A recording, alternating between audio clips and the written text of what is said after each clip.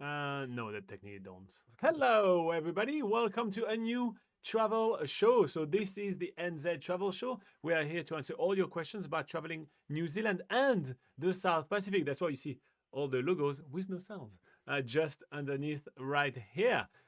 So yeah, this live show is yours. Many times a month, not every week anymore, but yeah, many times a month you can come here and ask us all your questions about traveling in New Zealand. If you are watching a replay of this and we missed you, well, we missed you. We're sorry, but you can leave your question in a comment of this video, and we pick them up and yeah, we print them, and that's basically what we use to answer questions. Where I usually kind of bundle them into a bit of a theme, and that's what we do. It doesn't have to be just questions about New Zealand. Anything to do with Fiji, Samoa, Tonga, Niue, Cook Islands. We're here for you.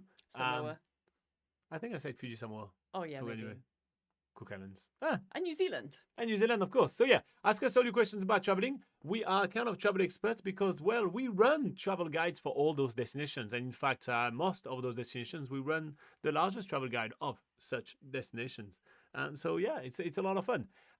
Yeah. Okay, we're going to get started with some questions. And I want to start with Jared because I know he's going to be watching. Jared is from the USA and he asked some questions on YouTube. And then here you go. Let's get going with Jared. Jared says, Jared from the USA says, Jared from USA's. No, okay. Jared from the USA says, hi, I plan to visit New Zealand and I am confused about payments for things. Does a US debit card work in most places? I've read that you can only get cash with the debit card there. Is that true? So you can use a US debit card in New Zealand as long as it is like PIN encoded, one of those debit cards, not just a swipe and walk away type thing.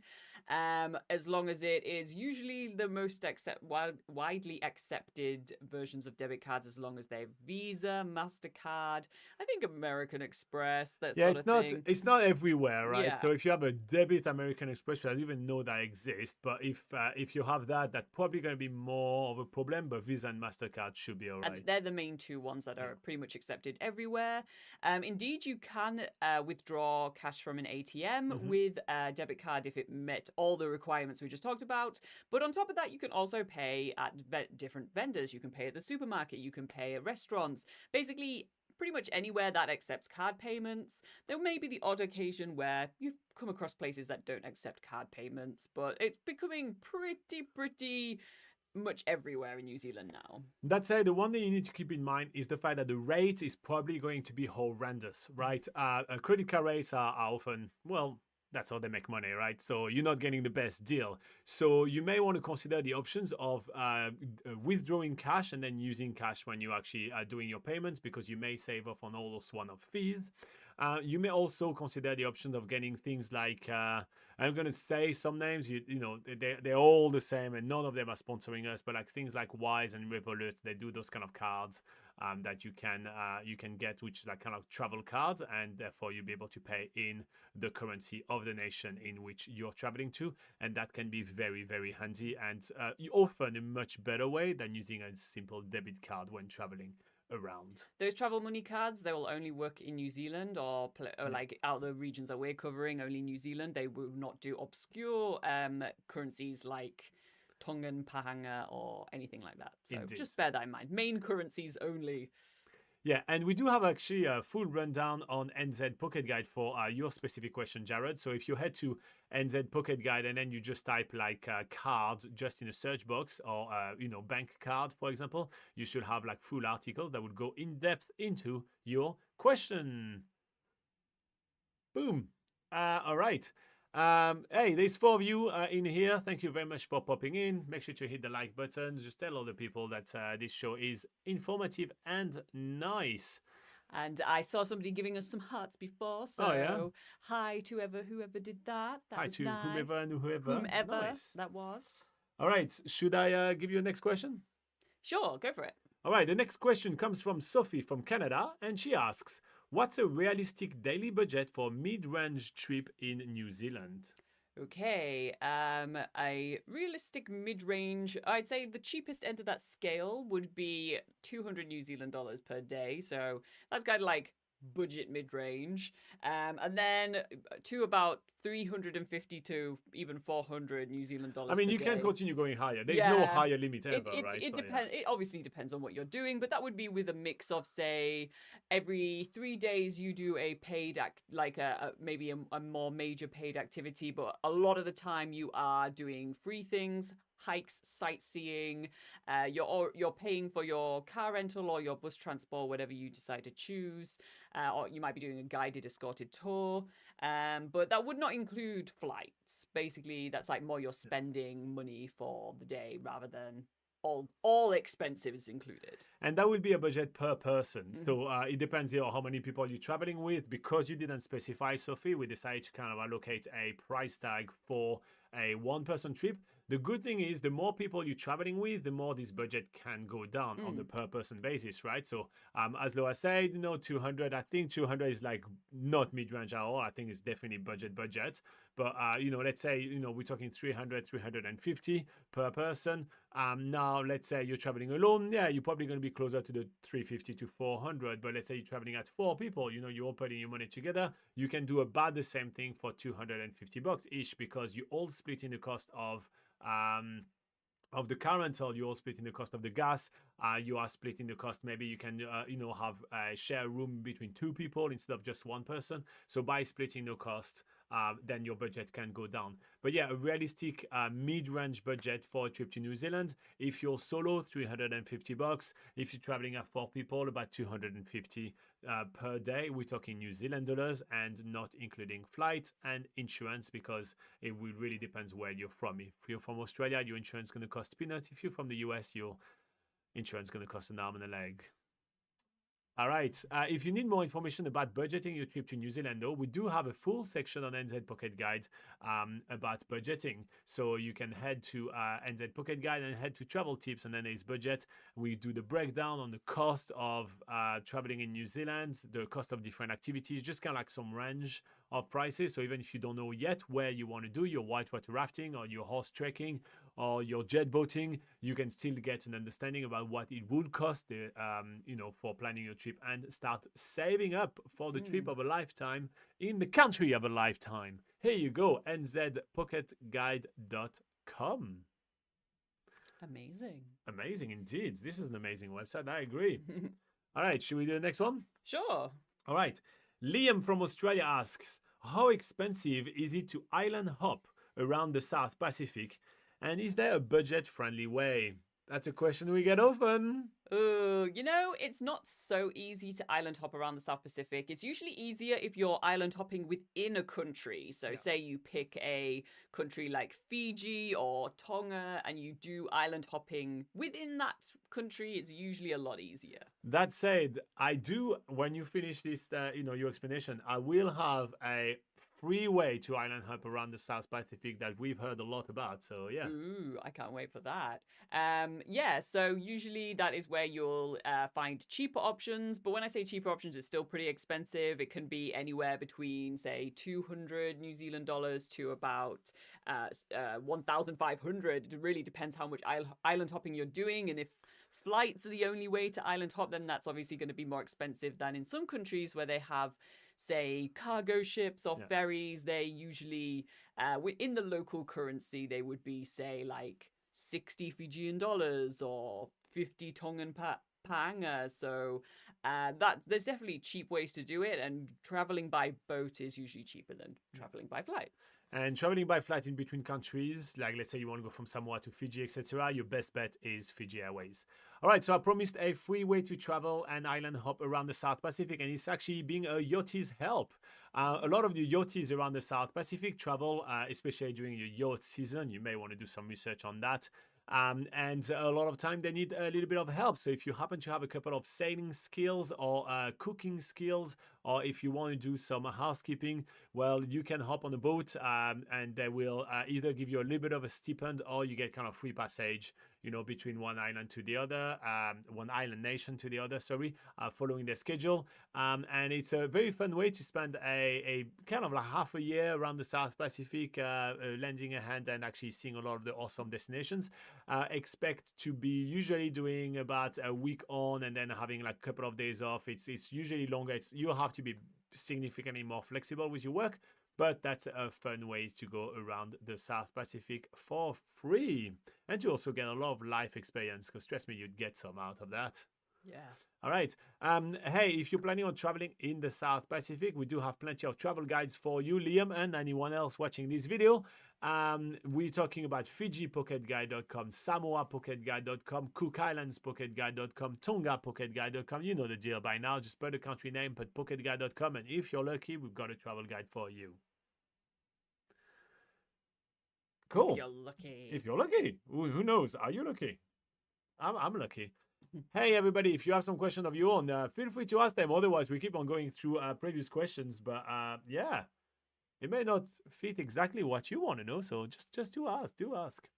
Okay. Laura, the next question. How much should I budget for a 1 week luxury trip to Fiji? Ask Isabella from Italy. I mean, if you're coming from Italy, I don't want to know about the flights. Let's skip over to the accommodation part.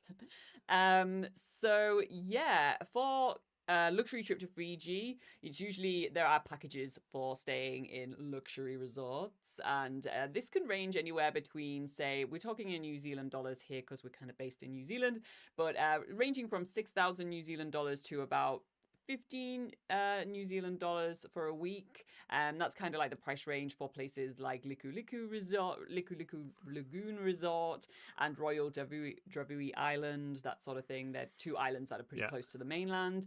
But yeah, I mean, there is no upper limits. Again, for luxury, there's never an upper limit. You can definitely spend more if there are some more higher end places that you can go if you want to spend more money. Indeed. So yeah, when it comes down to kind of planning your luxury holiday to Fiji, right? It's all about the first thing to choose, right? Is not to look, since you're doing luxury, not to look at budget, but what experience you want and how basically bespoke you want it to be, right? So if you want to get the whole resort to yourself, there's a lot of like micro resort where when you're renting the place, you're renting it just for yourself, right? You and your guests, obviously. So there are a lot of like places like that. And so if you are looking for this kind of experience, and at that point, you're just literally picking up amongst the 5 basically resort that will allow this. We list them on Fiji Pocket Guide, so feel free to go and check that out. Once you've done that, then at that point it comes down to transportation, right? How do you want to get there? Are you okay taking the Fiji Airways flight, interconnecting, or do you want your own private planes? And there are some places that will have their own private plane that will come and pick you up from the mainland, fly you straight to the resort, and you see nothing but the airport to the resort, and then just exploring the resort and having it all to yourself. So that's the kind of experience you can have. If you are talking about a luxury, like, oh, I just treat myself, but it's still kind of a bit more mainstream, I want to stay in mainland, I still want to be able to get out of the resort and kind of do a few experiences here and there, then at that point, usually the price scale goes much lower, and you have a lot of places around the Yasawas and the Mamanuthas, that will be absolutely phenomenal and will offer you an experience which is really, really great. So yeah, we actually cover all of those items on Fiji Pocket Guide and many more. So I think it's more about kind of find which experience you want. Since you're looking for luxury, budget is not a problem. Find the type of experience you want, and then your budget will kind of work itself into kind of what you can do, right? Yeah. Like time wise as well. So yeah, FijiPocketGuide.com. Sorry for the ramble. All right, next up. Laura, this question is from Akira from Japan, asking, is New Zealand cheaper or more expensive than Australia for travelers? New Zealand, for some things, is slightly more expensive than Australia. For instance, for what? For cost of life sort of things. Yeah. So your food, your fuel, transport, that sort of thing is going to be a bit more expensive.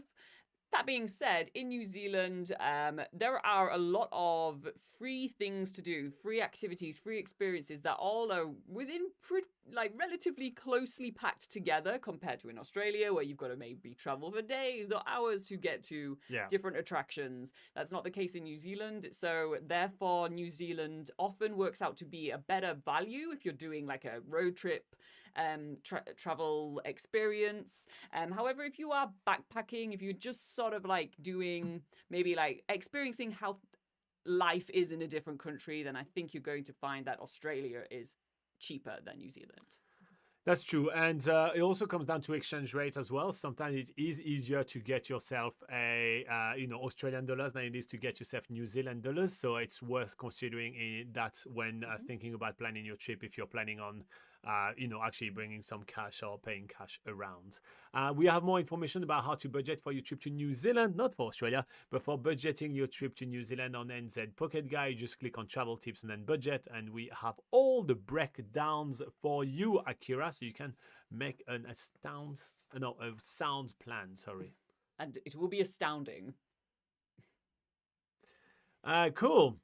Martin from Germany asks, what's the price range for accommodation in New Zealand and the Pacific Islands? Martin wants to see it all. Okay. I mean, if you come from Germany, you may as well. Yeah, that's actually a good way to go. Like, while you're in this side of the world, just see as much as you can.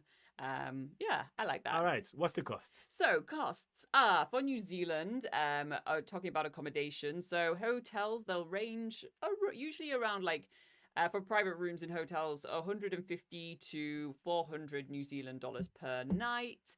While more cheaper accommodations, if you're looking for, say, a private room in a backpackers or a, private cabin or something in a holiday park or some Airbnbs, that might be between 100 New Zealand dollars and 250 New Zealand dollars. Yeah.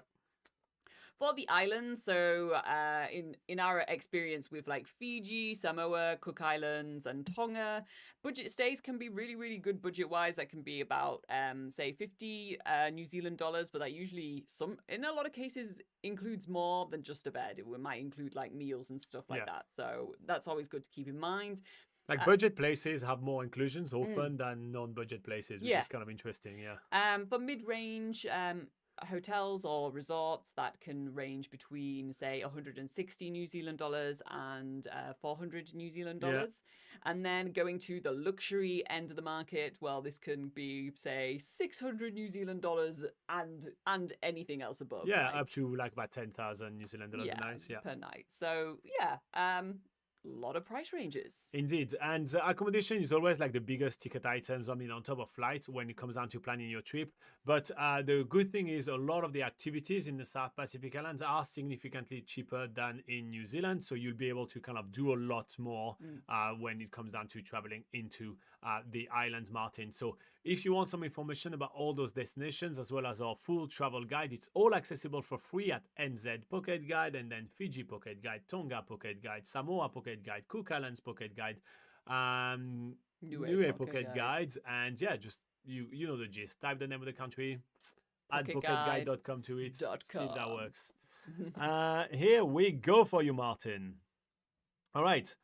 Our next question comes from Argentina, Tomas. And the question is, are food costs in the Pacific Island expensive compared to New Zealand?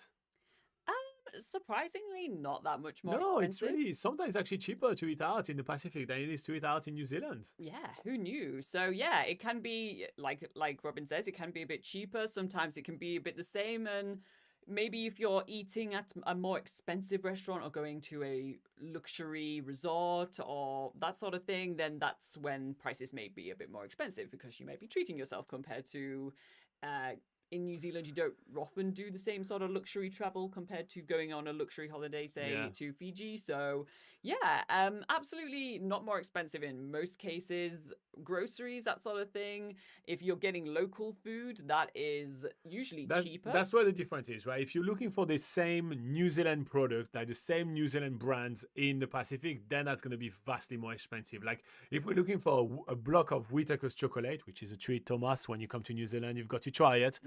In New Zealand, you'll pay like $7 for it. And if you're going to go in the Pacific, it's going to be in a fridge and it's going to be $16 to $17, Yeah, right? so they become That's more gonna be what the luxury difference is. items in the Pacific Islands. But then even some imported goods like say flour, that sort of thing, is only marginally more expensive or even on par with New Zealand. So and how do you think it compares to Australia?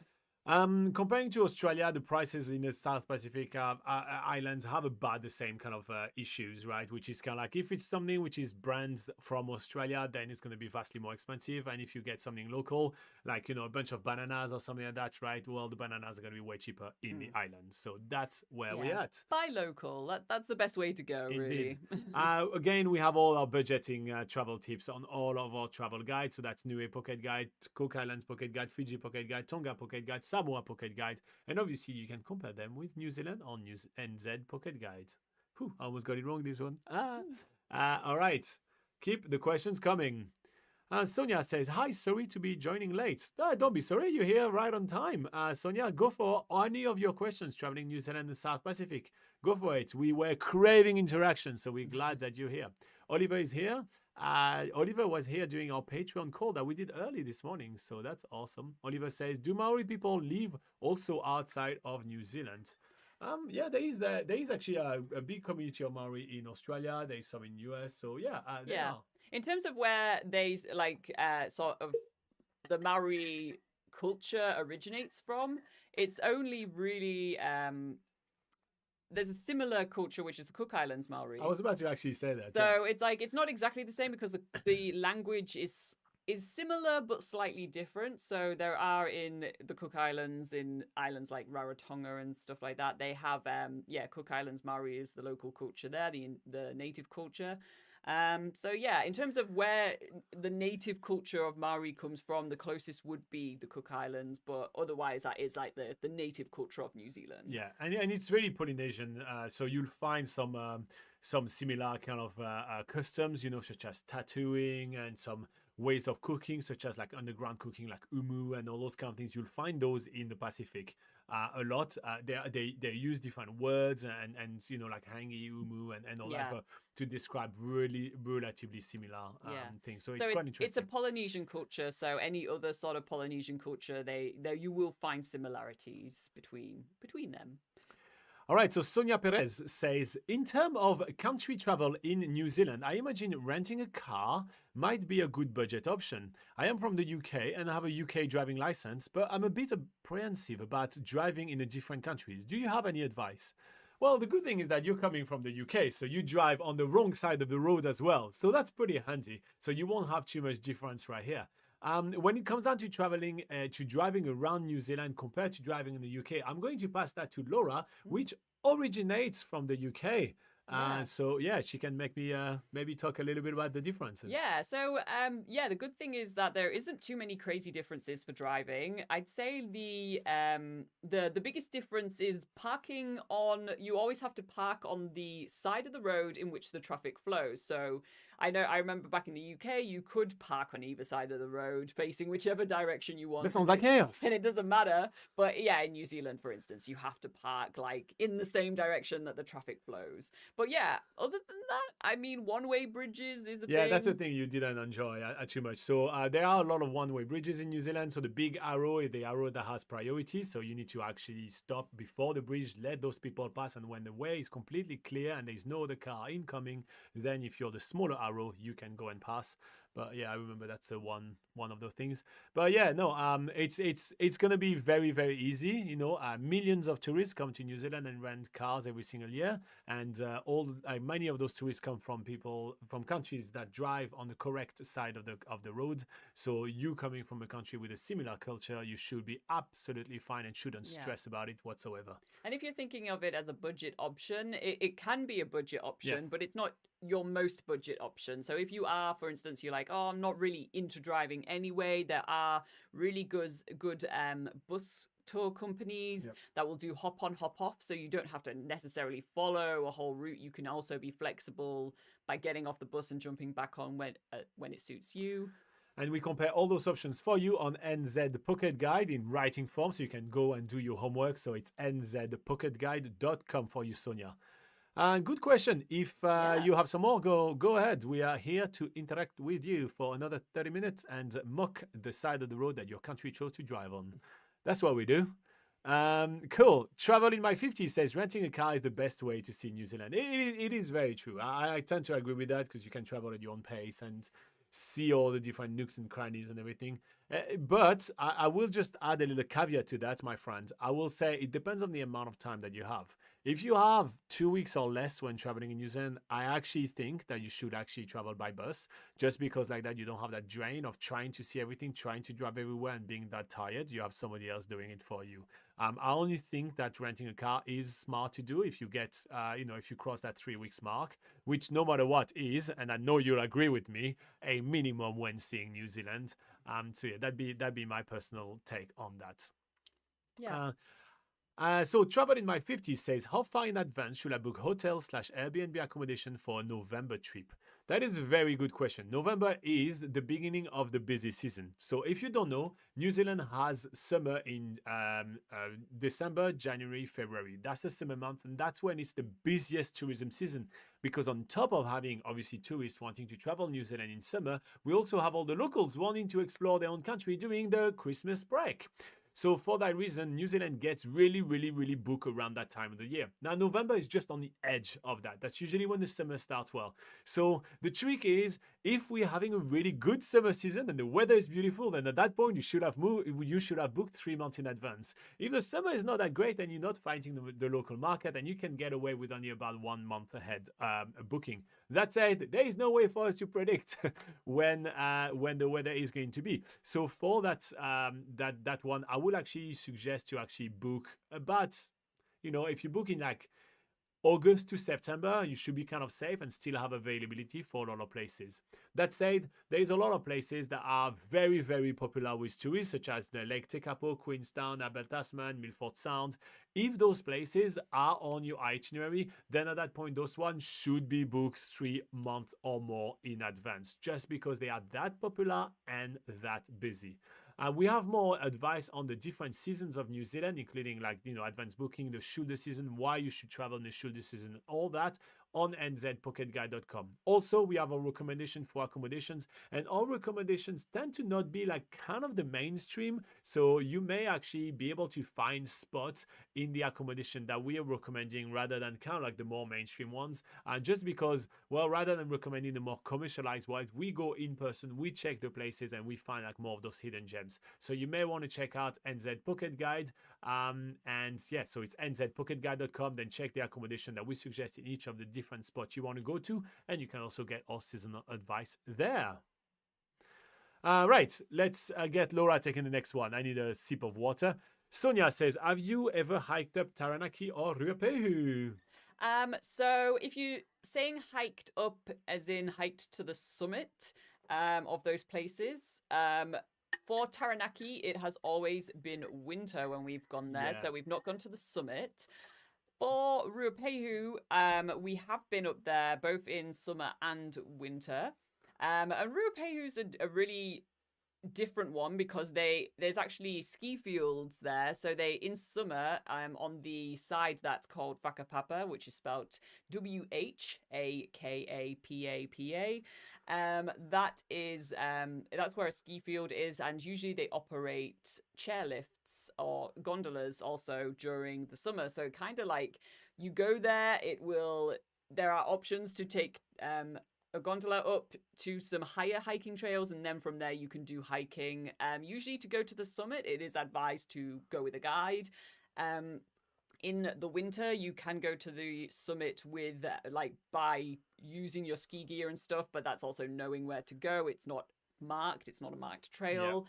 Yeah. But yeah, in terms of like the easiest to follow, it would be better to do, if you're wanting to do a summit hike, do the Taranaki hike, because that has like marked poles and trails, and do it in summer. Don't do it in winter. That said, if you just want to explore the areas, there are numerous amount of amazing hikes in both of those areas, and we've done dozens of those hikes in both of those mountains, and there's a lot of great ways to explore those mountains without having to have alpine experience or put yourself into a high alpine environment. So that may be worth checking out as well for you, Sonia. Sir Amit, I am. Interesting nickname, I like it. I was thinking about coming to New Zealand for a few months and I would like to make some extra money in the meanwhile. I was interested in working in hostels, but I can't find any good site about this topic. Do you have any advice or tips?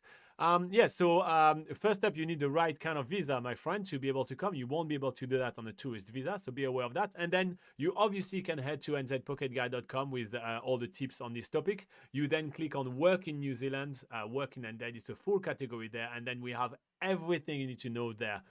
Any advice or tips? You need to get yourself an IRD, which is an inland revenue number, to be able to pay taxes in New Zealand. You need to open a New Zealand bank account to be able to get paid here. That's the thing that people always kind of say, oh yeah, I can do that easily. Yeah, well, you're going to need a few weeks to get that done first. And then after that, personable, be friendly, and look for a job in person and not online. And that's the easiest way to get a job in New Zealand, especially in the kind of industry you are currently mentioning. Sir Amit, I am. Sonia says, can you advise which of those mounts might be better to hike to the summits such as a solo traveler? This is really helpful. Thank you. Well, so Mount Taranaki, as Laura was saying, because, at least it's marked.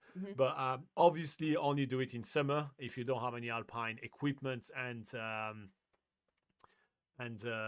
experience. Yes. And even hiking in summer, make sure that you are wearing, have yourself a cap, plenty of water, like more water than you think you're going to need. Rain jacket for sure, because that may even a rain jacket is useful because it's still either might be really windy or it might just end up raining, but you should really keep an eye on weather conditions as well. Ask around at the local, wherever you're staying as well. And tell someone your plans. It's kind of like one of those PSA advertisements that we have in New Zealand from another department concern. What is it? Adventure Smart. Yeah, Adventure Smart, yeah. And so, so you have to tell someone when you're going one of those longer hikes. So even if it's just your accommodation provider, since you're going to be a solo traveler. So if you never show up, they know where to look for you. So tell someone your plans when you do those big hike and stuff. Sonia says, I am currently in Pahia considering about Waitangi Treaty Ground this morning. Do you recommend? It's very insightful. It's kind of cool. It depends if you're into history and everything, right? Some people may find that a little bit dry. They try a lot of things in kind of like making history. I think like every historical site and museum always tries nowadays to try to make history more exciting than it is, right? To have display with like lights and kind of like ethereal experience, which like, it's dark and then you have some noises and stuff. They try to do those kind of things. For me, on a personal level, it just doesn't work. History is interesting as it is. So you just give me a plaque with the actual story on it. I'm like, oh, wow, that's cool because I can read it. So it kind of really depends what you kind of are after, right? Because there's even a place where you can watch a little bit of a documentary and all those kind of things. So honestly, I enjoy it. But it's not one of the most kind of like wow and exciting kind of display and everything. You can see that they try, but it's not that exciting. But that's what I like. When on the other hand, if you try to make it more of a show and stuff like that, I'm kind of like on the personal level, that's where it kind of loses me a little bit. That said, it usually appeals more to more people. Yeah. So I'm kind of more. I know that I'm an outlier on that. What do you think of the Waitangi Treaty? I think Robin's remembering a very small part of the Waitangi Treaty Grounds. This is one tiny museum. The whole place has actually a lot to see. You have like a really huge carved Maori waka display. You have the part I like because it's just the walkout with like they explain what it is. The part that kind of their entrance and everything is more like. You may want to pay a little bit extra to see the Maori show there. They do like a cultural show. If you haven't seen that before, that's definitely worth having a look at. Or if you have no other plans to see one, maybe in Rotorua, then this is a really good place to try that out. There's also like forest walks, that sort of thing. There are like sometimes they have like people actually carving, like doing some sort of if it's today, it's a Saturday, maybe not. But there's quite a lot of interesting features there. There's also an old colonial house. Sorry, today's Sunday. Today's Sunday. Get to work tomorrow, people. There's also a old colonial house from like one of the first sort of I don't know, representatives from the UK that came to New Zealand. I don't know. That aspect, if you come from the UK, is not as interesting, but also the Maori aspects are usually really interesting, I think. But yeah, like Robin says, it depends if you are into, I'd say, 1, history, and 2, culture. If you are into those things, you definitely love it, and I would recommend it. There you go. Glowing review by Laura. Yes. Yeah. I think well, I like it. That's the thing. I like it too. I just don't need the fluff around. I'd rather read it in a book. Yeah. Because the story of the Waitangi Treaty Grounds, it's very famous in New Zealand. You can read it anywhere. You can learn about it's it. The same, anywhere, it's the same at Te Papa, right? At Te Papa Museum, right? They blew up the treaty like it's such a big one, right? Like a massive display. And I'm like, why? Why is that so big? Like it's actually harder to read. But I mean, if you're new to New Zealand, you're new to the history or some of the context of why New Zealand is the way it is, then I think the Waitangi Treaty Grounds is an engaging place to start that learning journey. Oh, look at that. Sound like a children's TV show, you know? Yes.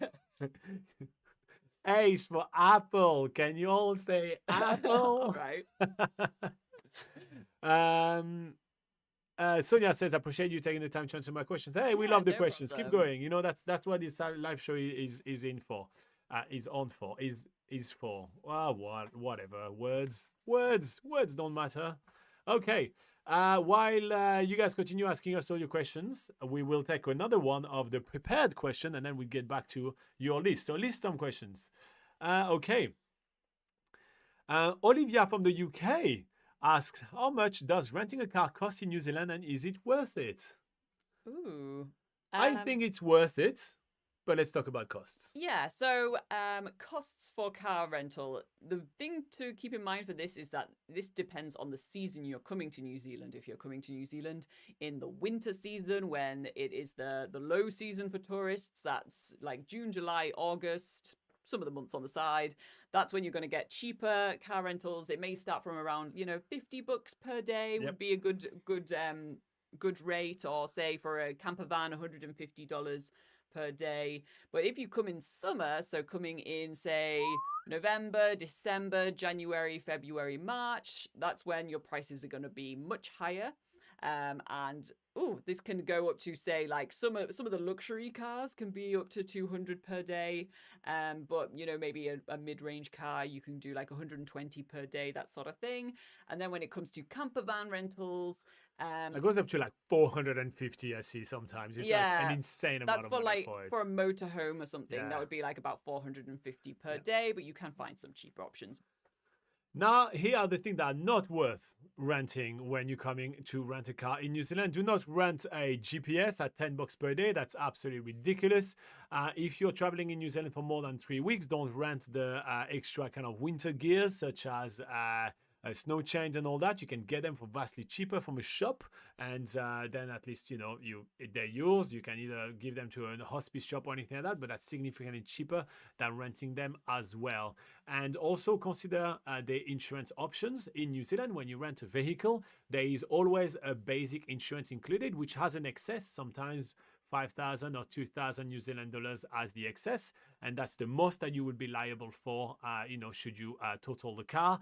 And you usually only pay the extra insurance to reduce that excess. That's the only thing that the insurance is doing. So we're not insurance advisor, but we advise you to check out the insurance terms and conditions, because there is a lot of insurance which are not necessarily worth it, as some insurances will just reduce the excess from 2,500 to 1,000 New Zealand dollars, and they will charge you $50 per day to do so. So do be aware and check those terms and conditions when renting a car in New Zealand. We have many information on nzpocketguide.com, especially about that, with also lists of the car rental companies that we try, know, love, and recommend. So check those out. Cool.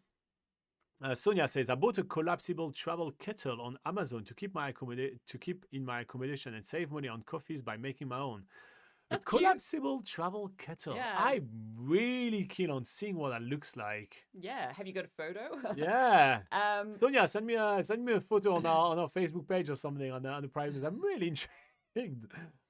Yeah, Like, can you heat it up, or but does it? also like we have had like some of our Patreons as well. They have gone round with like Because I know the a collectible small cups and those things. yeah, but they go around with like small espresso machines. Oh, I remember that. Like, oh Mm, yeah, that's yeah, interesting. Yeah. but yeah, that is a good way to save money. If you must have your coffee every day, then obviously that sort of Yeah. money will happen a lot. Will Indeed. yeah. And I said you know, like at the moment, coffee is expensive as well, $6.50, $7. So that's a lot of money per Yeah, day. yeah. So yeah. Um, Travel in my 50s says more economical to fly from Wellington to say Nelson or take the ferry, factoring in cost as well as time spent on the ferry. Oh, that's Well, quite you know, interesting. I've actually done both of those Yes. options, and the only reason is basically it depends on the price for the day you want to travel. So, it happened that one time when I needed to get from Wellington to Nelson, or Wellington to the South Island, I compared the cost of that flight and the ferry, and one time I was like, actually, the flight is much cheaper. It's faster. I didn't need to transport. I only needed to transport myself. I didn't have any vehicles to transport. So I was like, this actually makes a lot of sense for this circumstance. So, first things first, just have a look at the price for that date. And I think that will be the major determining factor. Yeah. So it really depends on your situation. Yeah, I agree. I mean, that was kind of a one-off. Since then, traveling at two people and having the vehicle, so we didn't have to rent our own vehicle down on South Island, etc. It has been more economical for us to take the ferry, but yeah, it honestly it would depend on the circumstance. I would say for a couple, if you already have your car rental, and because that's the thing, yeah, you'd spend like 3.5 hours in the ferry. I mean, with onboarding and everything like that, let's make it 5 hours, right? But then you go to the airport early, you're flying, you are taking the time to drop your car rental in the first hand and then get a new car rental, etc. Like the time saving, I don't think is to be taken in account. Like I think there's no time saving basically. Or it's so minimal. So I think it just comes down to costs and also what you want to do and see, right? Yeah. I tend to, you know what? I just tend to like taking the ferry. That's it. I just want to point that out. I enjoy it. I consider it like an attraction. Yeah. So yeah, just putting it out there. It's not perfect at all, but you've seen the ungodly amount of videos we have on the ferry. You literally have a full video of us completely onboarding it and offboarding it, so you see exactly what it looks like and everything. I really enjoy it. Yeah, and bear in mind that there's two ferry companies. Yes. It's not just into Islander. There is Blue Bridge as well, and sometimes they can be a bit cheaper. Oliver says, is it allowed to carry a knife or pepper spray in New Zealand? That's a very good question. I actually do not know. I wouldn't think like a full-on knife is okay. I mean, I don't know anyone that has carried that. Like, yeah, we've ever, never met anybody that we've known is carrying a knife or pepper spray. So yeah, I will do some research for you, Oliver, and I'll tell you on the next Patreon show since you're one of our Patreon. By the way, anyone that's watching, we have a Patreon. I've been complained to that I don't say it enough, but I don't like to kind of nag people. But if you want to join us on Patreon, we offer personalized trip planning. We have weekly group calls where we talk kind of directly, and we have a Facebook group where you can ask us questions all week long. It's a private Facebook group, just you and the other Patreons and us, and it's great. So yeah, feel free to join us if you want to. Yeah, so Oliver is one of our Patreon. Let me do some research. I'll tell you next week during the next call if that's cool with you. Sonia said that she would send us a photo of it. It's fantastic. She said, I like to buy coffee bags and tea bags and make my own. Also, some good Tupperware for preparing my own packed lunch. Oh, if you have watched New Zealand's Biggest Gap here on YouTube, you see that we do that all the time. Yep, we always love a handy Tupperware. Which domestic airline are most budget friendly in general? Usually it would be Jetstar. They usually have lower rates, but it kind of depends if there's a sale here and there. To be quite fair, flying in New Zealand is not something we advise that much. Like as a general rule of thumb, you're better off road tripping around New Zealand because you get to see the scenery. New Zealand is the road trip kind of country. A lot of the attractions are the roadside stuff, the beautiful mountains, that stop here, that stop there, stop everywhere, as though I would say. So it's more, it's more of that. But we have flown more with Air New Zealand than with Jetstar just because they covered more of the few times we needed to do the routes, if that makes sense. Also, Air New Zealand has a wider network. Yeah, that's basically what it is. Yeah. Jetstar pretty much only does like Queenstown, Christchurch, Auckland, and not much else. So yeah, that's usually like if you can do Jetstar, then it's supposed to be generally cheaper. Yeah. Might not always be the case, but if your word was in general, Jetstar is cheaper. All right. So continue with the question. That's great. We're going to take one more question right here. And it is a question from Nicolas from France. Oh, Nicolas. Nicolas from France ask, how much should I budget for activities in New Zealand? Sorry, what was the question? Start again. Okay. What do you think I was doing with that? I know. I was reading Oliver's comments, and I was just okay. Like, We'll read you, Oliver, in a minute. Yeah. Okay. How much should I budget for activities in New Zealand? Ask Nicolas from France. Okay. So good news is that a lot of things in New Zealand you don't have to budget anything for. Exactly, There's a they're lot free. Of really cool free activities. You can do lots of hiking for free. You can do a lot of sightseeing. Go to national parks. There's no fees generally to go into national parks. There's the odd thing that being introduced now. There's the odd thing being introduced now where like Milford Sound to park up there costs a little bit now. So, but in general, it's free. For mid-range activities, so if you're doing, say, a guided tour, going to Hobbiton, that sort of thing, or jet boating, that will range between 90 New Zealand dollars to about a 260. And then for those big ticket items that you want to do, heli hiking or bungee jumping, skydiving, that sort of thing, that's going to be over 300 New Zealand dollars up to about 600 New Zealand dollars. When it comes down to the overall of your trip, for a backpacker, when they are traveling, not when they're working or doing something else, usually they spend about $500 a week for their activities per person.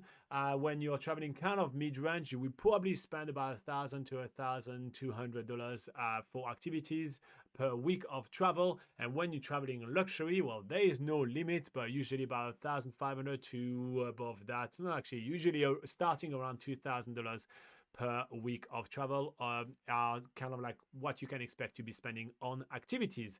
We have plenty of tips on nzpocketguide.com when it comes down to budgeting, as well as all the activities that we suggest and full itineraries as well, both from like backpackers all the way to luxuries. And we tried those itineraries. They're really awesome and they're pre-made for you, so you can kind of check them and kind of tailor them to make them your own. And it's available for free on nzpocketguide.com. All right. Oliver says, I'm sorry, it is just my mother is worried about me traveling solo and wants me to carry a pepper spray just in case. Well, that's definitely something you will have to declare at the airports, that's for sure, when you arrive in New Zealand. And you may not be able to bring it into the country. So if you don't want to bring it, you can say that to your mother. In fact, you can show that section of the video. So start like timestamp it right now and say, hey, Oliver, if you are planning to pack a pepper spray to come into New Zealand, you will have to declare it at customs when you arrive in the country, and it may be confiscated from you. So I personally suggest that you do not bring a pepper spray into New Zealand when traveling. New Zealand is a very safe country, and hundreds of thousands of backpackers come every single year to travel the country, and there is little to no incident. New Zealand is extremely, extremely safe as a country. There you go. You can now pause the video. You can do a bit of a cut if you want.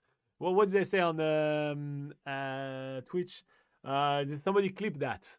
Here you go. Did somebody clip that? Here we go. Yeah. You could just promise your mother that you won't go any dark alleys by yourself in the middle of the night. Yeah. Just sort of avoid those, like, I guess, common sense things that could, lead to danger, and you should be good. Yeah. Don't go with any strange man into a white van. Yeah, even if they promise you candy. Even if they promise you candy. But I like candy. All right, should we do one more question? Sure. All right, ladies and gentlemen, we are in the last 10 minutes of these shows. If you have extra questions or extra comments, go for it now or forever hold your peace, as they say. Oh, wait for next week. All right, what is a common budgeting mistake when visiting the Pacific Island? Ask Daniela from Chile. Okay, a common budgeting mistake would be transport, knowing that a lot of the places people want to get to, if you want to see those beautiful, idyllic islands, they're usually not on the main island that you arrive on. You have to actually do a little bit more traveling to get to those beautiful islands, whether they're resorts or going to, just some of the beautiful outer islands.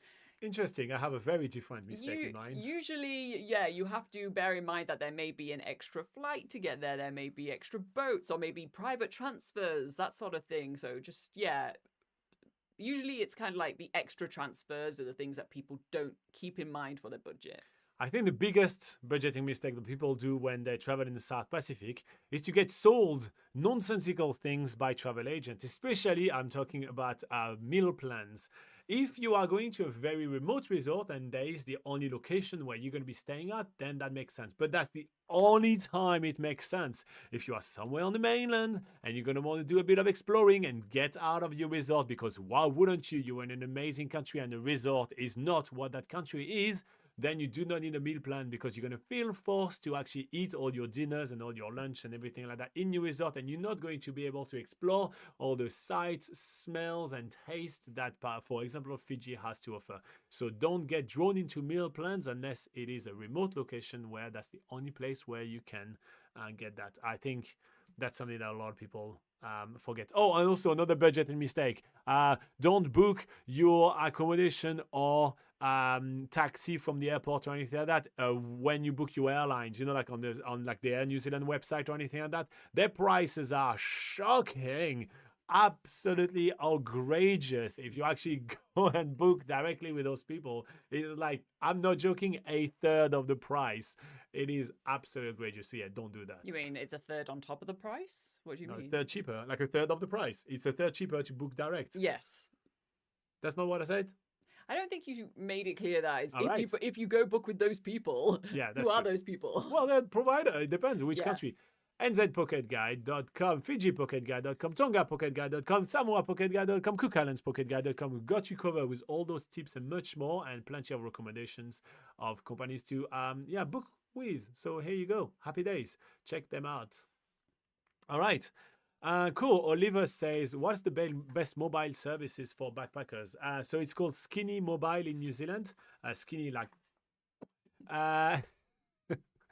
yeah, so... I just heard you giggle like that. I was like, why? This is probably my worst joke. I didn't giggle. I was Okay. like super neutral, and I Oh, felt okay. like you were looking around like, "Am I right, guys?" I thought you were And it was giggling. like I just was imagining Tumbleweed going past, like, that wasn't funny. Well, you're making way much of a deal out of this. Moving on. So yeah, it's called Skinny Mobile. It uses the network from the company called Spark, which is one of the widest in there, and it's relatively cheap. We are using them, so they have a plan which is like I think we pay $17 a month, and we got everything we need. So that's pretty handy. That says you can pay more and get more data. Basically, that's how it works. But The thing- yeah, the what thing we to- use is a $17 plan, and it's easy, and also it's prepay. So you top up your account, and then all it takes from it doesn't come from credit cards or anything like that. So it's much easier. Phone plans in New Zealand are a lot more expensive than elsewhere, especially when it comes to data. Yeah. So bear that in mind. You will have to probably pay a little bit more for data than you probably already do. What was that? Bear in mind. Okay. Wow. I'm funny today. Wow. Hilarious. Well, it's almost finished. You know what I mean? Like, Hit the laugh button if you think Robin is a hoot. hit the laugh button. I'm sure there's probably a laugh emoji in there. I don't think so. YouTube is not here for No, funny stuff. We're not here for fun. Yeah, we do dry videos that give you advice about traveling in New Zealand and the South Pacific. We're here to give you facts, information, and be boring as it gets. That's what we do here, ladies and gentlemen. Cool. All right, so we'll wrap it up since I got a that's a half laugh. I'm not really laughing laugh from Sonia right here. We're gonna wrap this one up. Thank you very much for joining us. Any of your questions in the comments of any of our videos, and join us on Patreon if you want to. And aside from that, you enjoy traveling New Zealand and the South Pacific, make the most of it, spend a long time there, and have a great time exploring our beautiful planet while it lasts. Bye-bye. Bye.